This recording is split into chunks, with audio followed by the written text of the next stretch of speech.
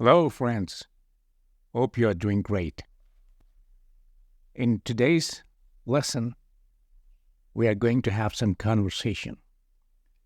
The following is a conversation between two ladies and a young man who is looking for a job.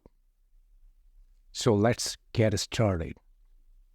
Shane, it's really quite impossible, totally impossible. Mrs. Ellie, what is Shane?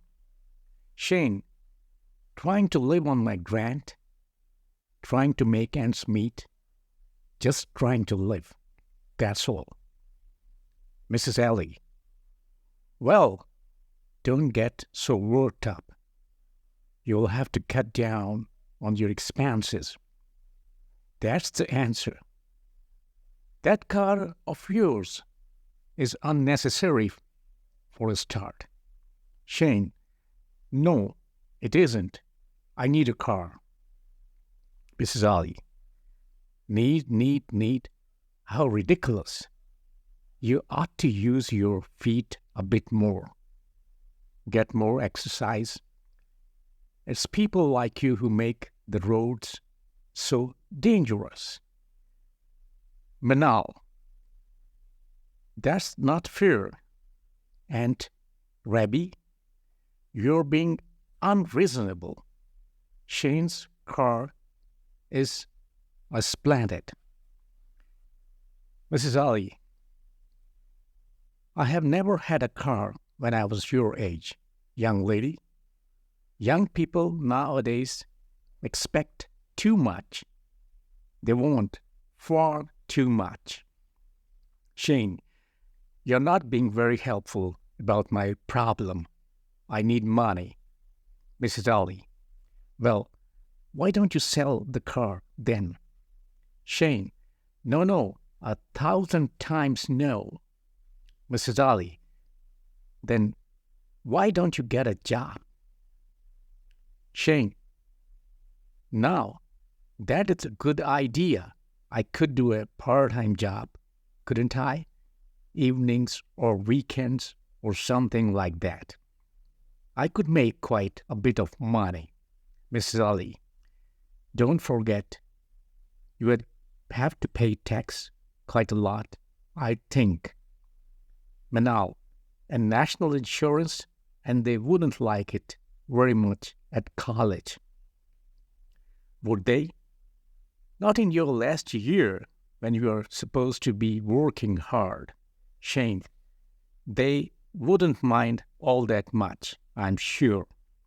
Manal, perhaps it's not worth it.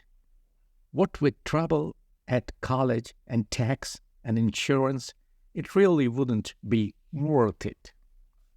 Shane, but I haven't even got a job yet. Mrs. Ali, well, you haven't even started looking for one. Manal, I have got an idea.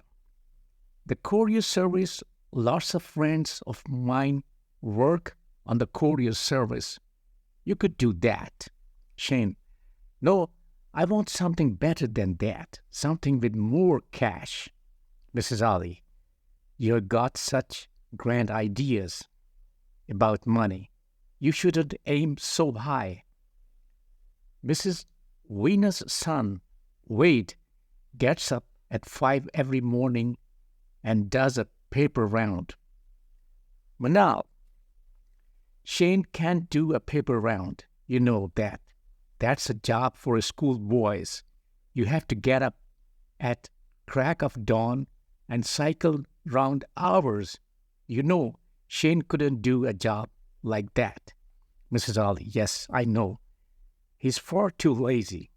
Shane, oh no, I'm not. You have got me all wrong.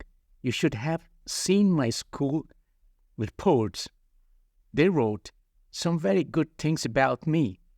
Mrs. Ali, don't try and tell me you got good school reports. Shane, yes, I did. They said I was conscientious, industrious, and reliable. Mrs. Ali, well, Teachers nowadays expect too little. Manal, let's be practical. Why not look in the local paper? Shane, that's a good idea. Manal, I bought one this week. Shane, I should be able to find some sort of job near here. Manal, there are usually masses of jobs in it. Mrs. Ali, the unemployment figures are up again this month. Manal, oh Aunt Rabbi, please don't be such a wet blanket. Mrs. Ali, he asked for my advice, didn't he? I thought I was being helpful. Shane, well, you're not. Here it is. Staff vacancies. Here is something. It looks as if it might suit you. Read it to me. Manal, refined young men residing Central, West areas required for domestic work in private dwellings. Shane, are you trying to be funny?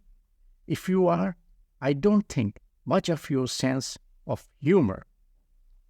I'm quite serious about this job.